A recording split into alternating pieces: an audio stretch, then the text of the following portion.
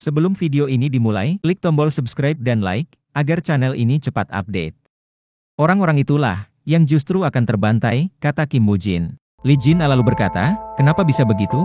Dengan jumlah pasukan sebanyak itu memangnya belum cukup? Jika kau bertemu musuh, apa yang pertama kali kau lakukan? Tanya Kim Woo-jin. Lee Jin berkata, mungkin aku akan menerjang dan langsung memukulnya. Tapi, mungkin aku tak akan mengeluarkan seluruh kekuatanku. Karena aku belum tahu pasti seberapa jauh kekuatan musuhku. Kim Woo-jin pun berkata, kau benar. Sekarang lihat bagaimana ular itu bertarung. Apa kau akan memukulnya juga? Lee Jin menjawab, kau benar. Tentu aku akan memukulnya. Bukankah lebih bagus jika kita bisa menyingkirkan monster itu dengan cepat menggunakan kekuatan orang banyak? Kim Woo-jin berkata, tentu akan bagus jika hal ini benar terjadi. Jika saja ini adalah pekerjaan yang mudah, kenapa tak seorang pun bisa menguasai dungeon ini? Lihatlah, apakah mereka terlihat kekurangan kekuatan? Apakah orang-orang yang dulunya gagal tak sekuat mereka yang sekarang sedang menyerang ular itu? Han Jun-young lalu berkata, bagus teman-teman, terus serang seperti ini. Ular itu lalu mencoba untuk berusaha pergi dari titik serangan. Ular busuk ini mencoba untuk kabur, kata seorang tanker. Han Yung-jun lalu berkata, jika situasi ini berlanjut, kejatuhan ular itu hanyalah tinggal menghitung waktu. Dan aku akan menjadi orang pertama yang mampu menghabisi ular itu. Ular itu terus mencoba untuk berlari menjauh. Namun, dia dicegat oleh sebuah sihir tanah. Duri-duri besar muncul dari tanah dan menghadang ular itu. Duri-duri batu itu tepat mengenai sang ular. Akhirnya ular itu mampu dihentikan untuk beberapa saat. Kim Woo-jin dan Lee Jin menikmati tontonan yang disajikan di depan mata mereka. Lee Jin lalu berkata, mereka sepertinya telah mempersiapkan segalanya. Bahkan mereka telah memperkirakan jika ular itu akan mencoba untuk kabur. Kim Woo-jin pun berkata, sepertinya pertempuran ini baru akan dimulai. Lee Jin kaget dengan perkataan Kim Woo-jin. Dia pun berkata, apa maksudmu baru dimulai? Bukankah ular itu terlihat akan segera menemui ajalnya? Kim Woo-jin pun menjawab, lihatlah dengan seksama. Ular itu sama sekali tak melakukan serangan balasan. Dan juga, ada duri di kepala ular itu. Bukankah itu aneh? Han Yung-jun terus memberi komando untuk melakukan serangan. Dia berkata, terus serang ular itu, fokus mengenai kepalanya. Para penyihir terus melemparkan bola-bola api dalam jumlah besar ke arah ular itu. Serangan mereka mengenai kepala ular itu dengan telak. Seorang penyihir muda menyadari sebuah pergerakan. Ternyata itu berasal dari ekor sang ular. Ular itu menghempaskan ekornya ke arah para penyerang. Dengan ukurannya yang raksasa, ular itu mampu menghasilkan serangan skala besar dalam sekali pukul. Tetapi, penyihir muda itu masih tak terluka. Seorang tanker lalu berkata, kuatkan dirimu, kau harus terus menyerang. Kami para tanker akan mempertahankan area ini. Benar saja, puluhan tanker sedang menahan ekor ular itu agar tak mengenai para penyihir. Penyihir muda itu lalu bangun. Dia pun berkata, Anda benar, kita harus menyelesaikan pertarungan ini. Serangan bola-bola api dan sihir kembali dilancarkan ke arah ular itu. Mereka masih mengincar kepala sang ular. Han Yung-jun yang melihat pergerakan ular itu mulai melambat, langsung memberi komando. Dia pun berkata, barisan petarung, sekarang serang. Langsung saja, puluhan petarung menyerbu ular itu. Melihat dirinya diserbu, ular itu juga bersiap melakukan serangan balik. Kemudian ular itu mencoba untuk berdiri setinggi mungkin.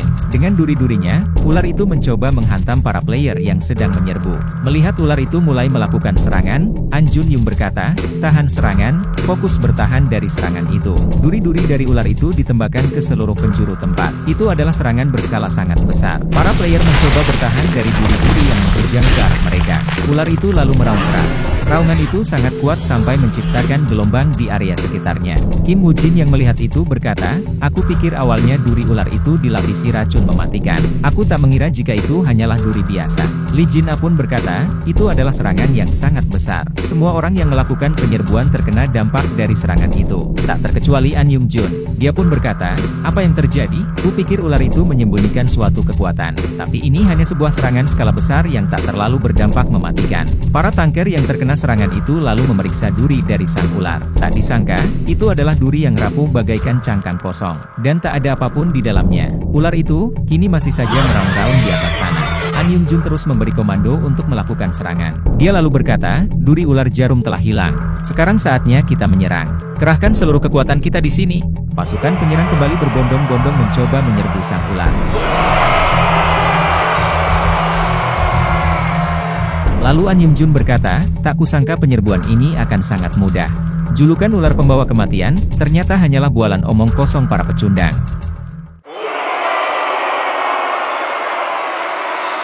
Ragu penyerang terus mencoba mendekati ular itu. Salah seorang player melihat temannya terhenti. Dia pun berkata, hei kau, apa yang kau tunggu? Berhenti bermain dan segera bergegas. Namun ternyata, orang itu berhenti karena darah keluar dari mulutnya. Tanker itu pun kini terdiam sejenak. Di sisi lain, para player lain juga mengalami hal yang sama. Mereka muntah darah dan terlihat seperti tercekik. Tanker itu melihat sekelilingnya. Dia tak tahu apa yang terjadi. Beberapa saat kemudian, tanker itu pun juga mengeluarkan darah dari mulutnya. Ternyata, mereka semua terkena racun. Para player lain yang sadar akan racun itu, segera mengingatkan sesama mereka. Lalu, seorang player berkata, "An Yunjung, keadaan di sini gawat. Hampir semua tanker tersungkur dan tak bisa lanjut bertarung." An Yunjung terkejut. Dia berkata, "Itu semua akibat racun? Bagaimana mungkin ini terjadi? Padahal tak ada tanda-tanda dari mereka terkena racun. Jangan-jangan, duri ular itu dilapisi racun? Jika semua tanker telah dilumpuhkan, berarti racun itu sangat mematikan." Dengan andeknya, Kim Woo-jin memperhatikan orang-orang itu. Dia mendengar berbagai jeritan kesakitan dari para player yang terkena racun. Lee Jin-ah pun berkata, "Hei Kim Woo-jin, beritahu aku. Apa yang terjadi di sana?" Kim Woo-jin lalu menjawab, "Rencana mereka gagal. Hampir semua mati terkena racun dari ular jarum. Kini mereka sedang berusaha mundur dari pertempuran." Lee Jin-ah berkata, "Racun? Apa maksudmu? Benda yang dilepaskan ular itu adalah duri. Bagaimana tiba-tiba ada racun di sana? Jangan-jangan dari awal duri itu memang dilapisi oleh racun?" Kim Woo-jin pun menjawab, "Bukan karena itu. Sebelum serangan skala besar itu dilepaskan, regu penyerang di barisan belakang telah terkena serangan lebih dulu.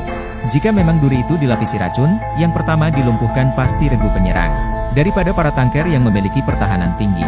Lee Jin-ah lalu berkata, "Jadi apa yang sebenarnya terjadi di sana? Apakah mereka terkena racun pada saat itu?" Dia lalu berpikir, "Sialan, aku mengira serangan mereka sudah berjalan sangat lancar. Ternyata nama ular pembawa maut bukan hanya bualan semata." Lee Jin-ah lalu berkata, "Jadi apa langkah kita selanjutnya? Haruskah kita bergabung ke dalam pasukan mereka?" Kim Woo-jin pun menjawab, "Tidak. Kini kita telah mengungkap rahasia ular itu. Sekarang saatnya kita menjalankan rencana." Lee Jin-ah pun berkata, "Apa yang kau pikirkan? Apa kau bermaksud ke sana sendiri? Apakah otakmu sudah tak waras?" Kim Woo-jin lalu berkata, "Aku akan pergi menghadapi ular itu sendiri. Kau tunggu saja di sini dan persiapkan dirimu." Lee Jin-ah berkata, "Brengsek kau tidak bisa memerintahku seenakmu." Kim Woo-jin lalu berkata, "Oh begitukah? Maka kau bisa pergi menyerang ular itu. Aku tak akan peduli."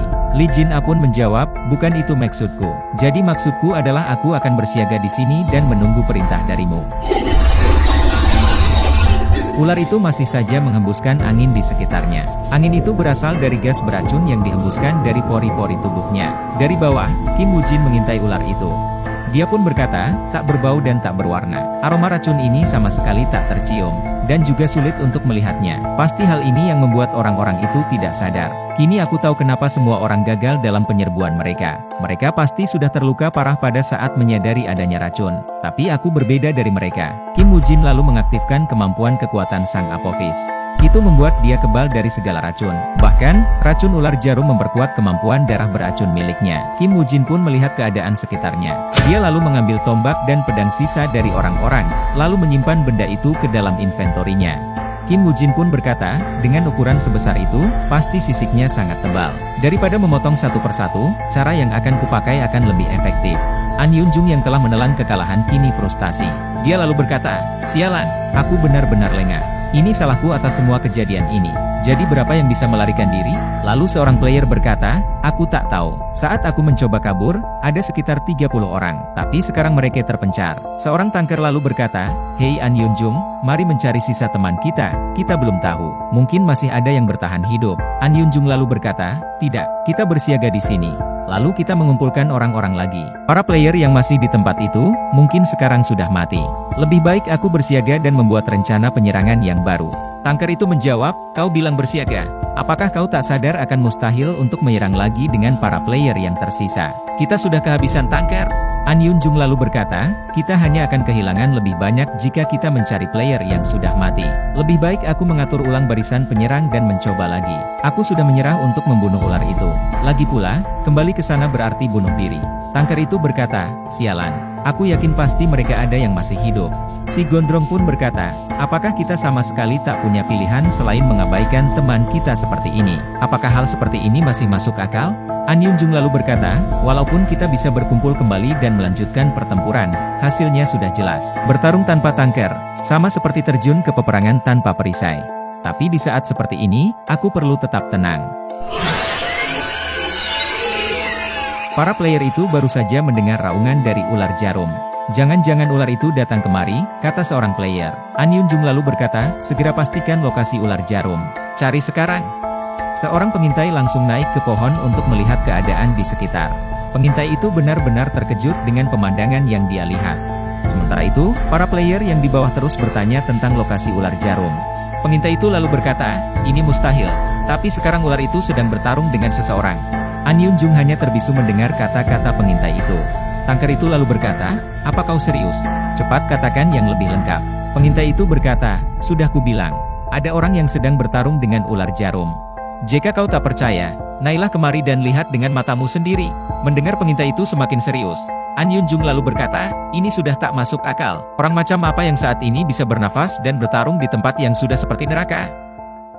An Yungjun dan pasukannya kini sedang melihat kondisi ular itu. Memang benar, mereka menyaksikan sang ular jarum, kini sedang bertarung dengan seseorang.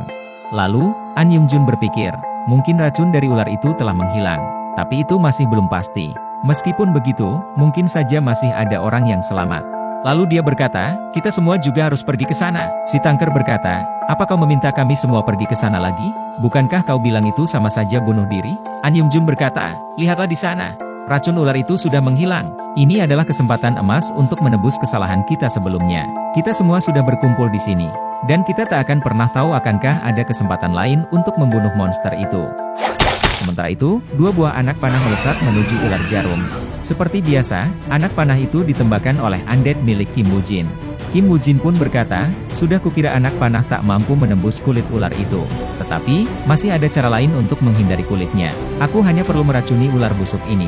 Sementara undead miliknya terus mengalihkan perhatian dengan panah mereka, Kim Woo-jin terus mencari titik lemah ular itu. Meskipun tak mampu menembus kulitnya, panah dari para undead itu sangat sukses membuat ular jarum marah. Kemudian, ular itu mencoba untuk menyerang para undead secara langsung. Kedua undead itu lalu menghindar dengan sigap, sehingga serangan ular itu tak mengenai mereka. Ular jarum terus berkelit dan bergerak demi mencoba menghindari serangan panah dari para undead. Sementara Kim Woo-jin masih berusaha mencari celah untuk menyerang ular jarum. Setelah mampu memastikan, Kim Woo-jin menerjang ular itu dengan dua bilah tombak. Kali ini, tombak itu berhasil menembus kulit ular jarum. Setelah ditusuk, ular itu baru menyadari keberadaan Kim Woo-jin. Lalu Kim Woo-jin berkata, duri-duri ular ini telah hilang. Sekarang banyak lubang terbuka di tubuhnya. Aku akan meracuni ular busuk ini dari lubang-lubang yang ada di sini. Lubang ini layaknya pori-pori pada manusia. Tentunya sangat sakit jika tertusuk. Kau tadi berpura-pura lari dan terlihat terpojok. Tapi itu hanya caramu agar para manusia mendekatimu. Orang-orang itu tak sadar bahwa mereka sedang dibodohi ular busuk ini. Faktanya, duri-duri itu memang tak berguna dan memang sengaja dibuang agar membuka lubang yang menyemburkan gas beracun dalam jumlah besar. Ular itu lalu mencoba untuk menyerang lagi. Namun, Kim Woo-jin tak tinggal diam. Dia kemudian melemparkan sebuah tombak. Sekali lagi tombak itu menancap ke ular jarum. Kali ini tertancap di matanya. Ular itu kemudian menggeliat kesakitan. Gerakan ular itu kini membuat area sekitarnya berantakan. Kim Woo-jin pun berkata, ular ini sangat merepotkan. Sesuai dengan ukurannya yang raksasa. Sekarang kau tahu rasanya terkena racun. Sementara itu, Lee Jin-a menumpuk mayat monster yang telah mereka bunuh sebelumnya. Dia berkata, Kim Woo-jin bilang agar aku harus bertindak diam-diam. Tapi dia sendiri malah pamar kekuatan. Lagi pula, untuk apa mayat monster harus dikumpulkan di tempat ini? Bukankah dia telah membuat bakatku menjadi sia-sia? Memikirkan hal ini saja membuatku marah. Makan ini. Lee Jin-a mengacungkan jari tengah ke undead itu. Tiba-tiba, undead itu berbicara. Dia berkata, sekarang laporkan kondisi di sana. Lee Jin-a terkejut. Dia berkata, kurang ajar, kau mengejutkanku. Sejak kapan kau di sana? Apa kau sudah menyiapkan hal yang kuminta? Kata undead itu. Lee Jin-a lalu berkata, tentu saja. Ini yang terakhir. Memangnya ular jarum akan kemari? Dan bagaimana kau bisa tahu dia akan menuju ke sini? Tak ada waktu untuk menjelaskan. Sekarang segera selesaikan pekerjaanmu. Lalu Kim Woo-jin kembali. Dia pun berkata, sepertinya persiapan Lee Jin-a sudah selesai. Sekarang saatnya untuk mulai menyiksa ular busuk itu. Di tempat lain, undead Kim Woo-jin sedang menebas kulit ular jarum. Kim Woo-jin pun mulai mengendalikan undead itu. Pedangnya kini dibuang, dan dia mulai mengambil tombak yang telah disiapkan. Kemudian, undead itu berlari menerjang ke arah ular jarum.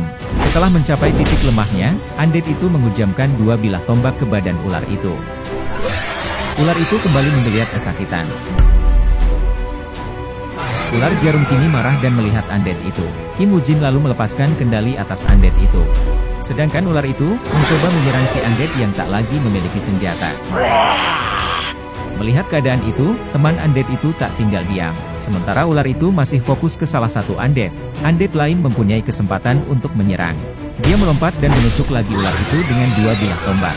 Setelah terkena serangan, ular itu tak lagi mampu menyerang undead yang tak memiliki pertahanan. Kim Woo-jin pun berkata, "Aku akan membuatmu sesuai dengan namamu, ular penuh jarum." Satu kali lagi, undead Kim Woo-jin menusuk ular itu dengan tombaknya. Racun itu semakin menyebar di tubuh ular jarum. Kekuatan ular itu kini semakin menurun. Hal itu membuat sang ular meraung kesakitan. Di sisi lain, undead Kim Woo-jin masih memiliki banyak tombak yang bisa ditusukkan ke ular jarum. Dia pun berkata, "Karena ukuran ular itu sangat besar, racunku menyebar lebih lama dari yang kuperkirakan." Satu lagi tombak dilemparkan ke arah ular itu. Kim Woo-jin sekarang mengendalikan salah satu undead yang sedang menaiki ular itu. Lalu, tombak yang tadi dilemparkan ditangkap olehnya. Tombak itu kemudian kembali dihujamkan ke tubuh ular jarum. Racun yang memasuki tubuh ular itu kian banyak. Kekuatan dan ketahanan ular itu kembali berkurang. Ular jarum lagi-lagi meraung kesakitan. Kini, ular itu menggeliat kesakitan dan mencoba kabur. Undead Kim Woo-jin masih menempel di badan ular itu. Ular itu mencoba untuk menjauh dari para undead. Kemudian, setelah di posisi yang tepat, undead itu melompat dan berpindah tempat. Kim Woo-jin pun berkata, ular busuk ini tak mampu lagi menahan racun di dalam tubuhnya. Kini dia mencoba untuk kabur. Ular itu kini terus berusaha kabur ke arah yang lain. Tetapi, di sana sudah ada mayat monster yang telah dikumpulkan oleh Lee Jin-ah. Dengan kemampuan bom peledak mayat milik Kim Woo-jin, tumpukan mayat itu menjadi senjata yang mematikan bagi sang ular jarum. Sekarang ular itu semakin terpojok. Satu undead sedang bersiaga dan menunggu ular itu. Melihat ada undead yang siap menyergapnya, ular itu kembali kabur ke arah yang lain. Namun, di sana sama saja. Di tempat itu, Lee Jin-ah telah menyiapkan setumpuk mayat monster yang siap meledak. Ledakan bom mayat itu jauh lebih besar dari sebelumnya. Ular yang sedang keracunan itu, kini semakin terpojok dan kian mendekati ajalnya. Di luar dungeon, telah terbit berita yang menyatakan bahwa penyerbuan Phoenix di dungeon berlantai 4 telah gagal. Si botak pun berkata, inilah akhir dari pasukan elit yang dikembangkan Park Yong-wan dengan segala kekuasaannya. Ini semakin menarik. Pasti harga dirinya akan tercabik setelah keluar dari dungeon berlantai 6. Sekretaris Lee, tolong siapkan mobil, dan kirimkan ke depan dungeon ular jarum. Sekretaris Lee menjawab, haruskah sekarang? Masih ada seminggu lagi sampai tenggat waktu. Si botak pun menjawab, aku tak akan membuang uang untuk hal yang tak berguna. Aku meminta mereka untuk pamer kekuatan dan tak usah peduli dengan sekitar mereka. Maka akan jadi masalah, jika kita menyewa mobil rongsokan seperti biasanya. Sekarang mereka sedang menyamar sebagai orang Rusia. Aku akan menyiapkan mobil diplomat negara agar mereka terhindar dari segala keributan. Mendengar perkataan Sekretaris Lee, si botak pun menjawab, mobil diplomat negara. Memang berapa harga sewanya? Tunggu Sekretaris Lee, apakah ada diplomat yang naik mobil kecil? Tentu tidak ada, kata Sekretaris Lee sambil menutup pintu. Sementara itu di dalam dungeon, Lee Jin-ah menyaksikan sang ular raksasa pembawa maut disiksa tanpa ampun oleh Kim Woo-jin. Dia pun berkata, si brengsek Kim Woo-jin. Dia tak hanya memperkirakan jalur pelarian ular itu, bahkan dia sengaja menggunakan bom mayat, agar bisa menghentikan dan memojokkan ular jarum. Sekarang ular itu terdiam dan tak mampu lagi kabur. Kim Woo-jin pun berkata, akhirnya kau melingkar dengan tenang. Ular pembawa maut itu, kini kondisinya menyedihkan. Sekujur tubuhnya penuh luka tusukan dan goresan. Sedangkan kepalanya habis terkena api dan ledakan. Bahkan racun darah telah menyebar ke seluruh tubuhnya. Kim Woo-jin pun berkata, sejauh yang kulihat, seharusnya ular ini sedang panik. Tapi, itu semua sudah terlambat. Satu lagi anak panah dilesatkan oleh undead. Namun, ular jarum hanya mampu meraung, tanpa bisa melawan. Sekali lagi, sebuah panah dilepaskan oleh undead. Lagi-lagi ular itu hanya bisa meraung dan mencoba menghindar. Kim Woo-jin pun berkata, tak ada gunanya menghindari serangan itu. Racunku sudah menyebar ke seluruh tubuhmu. Semakin berjalan waktu, ajalmu akan semakin dekat. Kau hanya akan menambah penderitaanmu. Di sisi lain, An Jung-yun dan temannya terus berusaha mencari sumber raungan itu. Dia pun berkata, sialan, dari tadi aku terus mendengar raungan mengerikan itu. Padahal aku yakin orang-orang berkemampuan tinggi telah bergabung denganku. Hanya saja siapa orang ini? Kelompok An Yung-jun kini mendapat sebuah pesan, bahwa sang ular pembawa maut telah menemui ajalnya. Teman-teman An Yung-jun senang melihat kabar itu. Karena berarti, mereka semua bisa keluar dari dungeon itu dalam keadaan bernyawa. Si pengintai bahkan berpikir jika dia bisa mencuri kulit ular jarum sebelum pergi dari sana. An Yung-jun hanya bisa terpaku. Dia berkata, tidak mungkin, orang macam apa yang bisa membunuh ular itu. Si tangker lalu berkata, An Yung-jun, kemarilah, mari bergegas. An Yungjun tersadar. Lalu dia berkata, kau benar, kita tak boleh keluar dari tempat ini dengan tangan kosong. Setidaknya kita harus melihat wajah pembunuh ular itu. Sementara itu, Kim Woo-jin mendapat sebuah penghargaan. Level darah beracun miliknya kini meningkat. Dan dia juga mendapatkan sebuah batu penguasa. Kim Woo-jin juga mendapat sebuah pencapaian bernama pemburu ular jarum.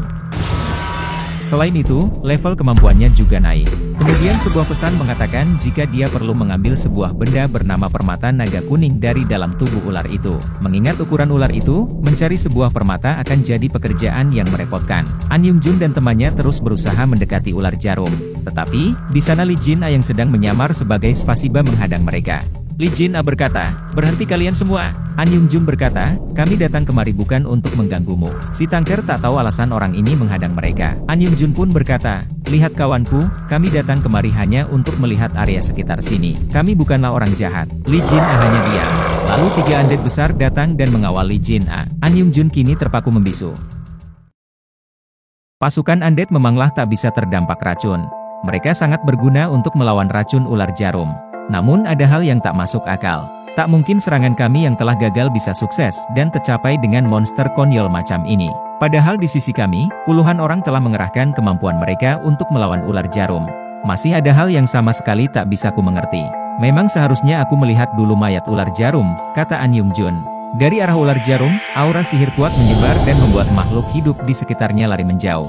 Semua orang yang ada di tempat itu terdiam dan tercengang. Bahkan Lee Jin-a, alias Pasiba juga terkejut.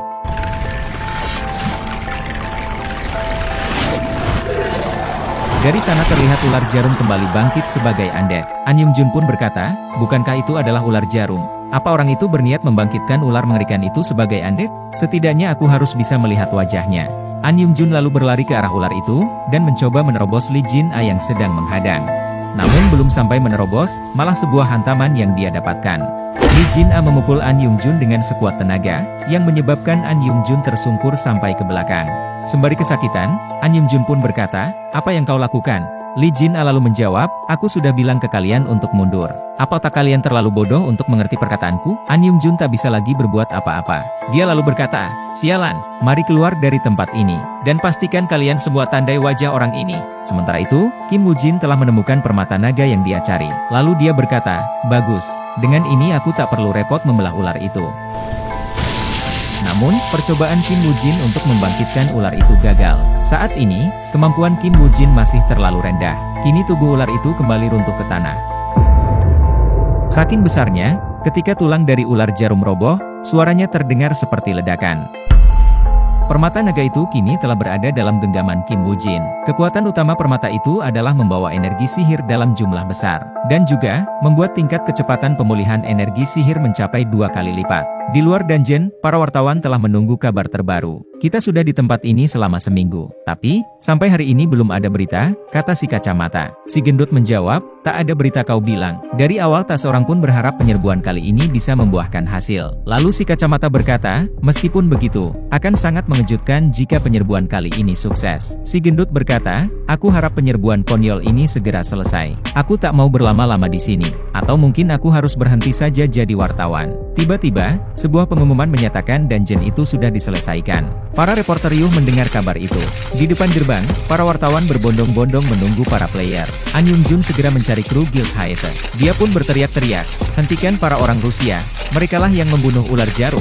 Jangan biarkan mereka pergi dari sini. Si Tangker berkata, lihatlah, mereka ada di sana. Para wartawan terus mencoba mencari perhatian dan mendapatkan jawaban dari Isaac Ivanov dan Spasiba dari Rusia, alias Kim Woo-jin dan Lee Jin-a. Sementara itu, An Yungjun dengan putus asa terus berteriak, agar kedua orang dari Rusia itu dihentikan. Namun itu sudah tak mungkin. Mereka sudah pergi menaiki sebuah mobil. Dan dilihat dari nomornya, mobil itu adalah milik dari diplomat negara. Di dalam mobil, Lee Jin-a berkata, Bang Botak pasti keluar banyak uang demi mobil ini. Kursinya empuk, aku bisa sedikit istirahat. Lalu, bagaimana dengan item tadi? Kau kan sudah mengalahkan ular jarum. Pasti itu item yang bagus. Bukankah setidaknya kau bisa memberitahu aku yang bekerja keras untukmu? Ponsel Kim Woo-jin pun berdering. Dia lalu berkata, ini aku, Kim Woo-jin. Aku baru saja keluar dari dungeon. Si botak pun berkata, bagus Kim Woo-jin. Atau harus kupanggil Tuan Isaac Ivanov? Bagaimana rasanya menjadi seorang pahlawan? Semua media kini memperhatikanmu. Bukankah sia-sia jika membuang reputasimu yang sekarang? Jika kita membesarkan nama Isaac Ivanov, kau bisa bermain di panggung yang lebih besar. Bagaimana menurutmu? Jika kau setuju, aku ingin menawarkan sebuah kesepakatan. Nama itu tentu akan berguna untuk mendapatkan akses ke banyak dungeon. Kim Woo-jin pun menjawab, baiklah, aku menunggu kerja sama baik darimu. Lalu dia berpikir, sebelumnya aku ingin mengajukan usulan itu. Tapi ini jadi lebih gampang karena dia yang mengajukan lebih dulu. Si botak kemudian berkata, bagus sekali. Ada hal menarik selama kalian berada di dalam sana. Apa kau tahu tentang bodyguard Park Yong-wan bernama Jin Hyemi? Jin Hyemi memimpin sebuah tim menuju dungeon berlantai 4, tapi mereka semua dibantai tak bersisa. Kematian player di dalam dungeon bukanlah hal asing, jadi tak terlihat keanehan apapun. Sekarang aku baru saja menganalisa beberapa data. Sepertinya ada seorang mata-mata dari Guild School di dalam kelompok Jin Hyemi. Aku juga dapat informasi tentang player yang didanai oleh fraksi Yamato. Seperti yang kau harapkan, Guild School mengambil keputusan yang tepat. Kim Woo-jin pun berkata, kenapa kau memberitahu aku hal semacam ini? Si botak lalu menjawab, tak ada gunanya menyembunyikan hal ini dariku. Aku tahu betul mengenai hubunganmu dengan Park Yong-wan dan Guild School. Kim Woo-jin pun berpikir, jadi efek penyedapan itu mulai menampar wajah Park Yong-wan. Si botak Osai-chan memang bukanlah orang biasa. Di sebuah pom bensin, Kim Woo-jin dan Lee Jin-a berhenti sejenak. Mari turun di sini, kata Kim Woo-jin. Lee Jin-a pun berkata, apakah Bang Botak akan membelikan kita makan karena kita telah bekerja keras? Kalaupun tidak, aku sangat ingin makan mie ayam tahu goreng di rest area. Jadi, apa yang kita lakukan di tempat ini? Kim Woo-jin berkata, kita pindah ke mobil ini. Lee Jin-a pun kesal. Dia berkata, kenapa selalu begini?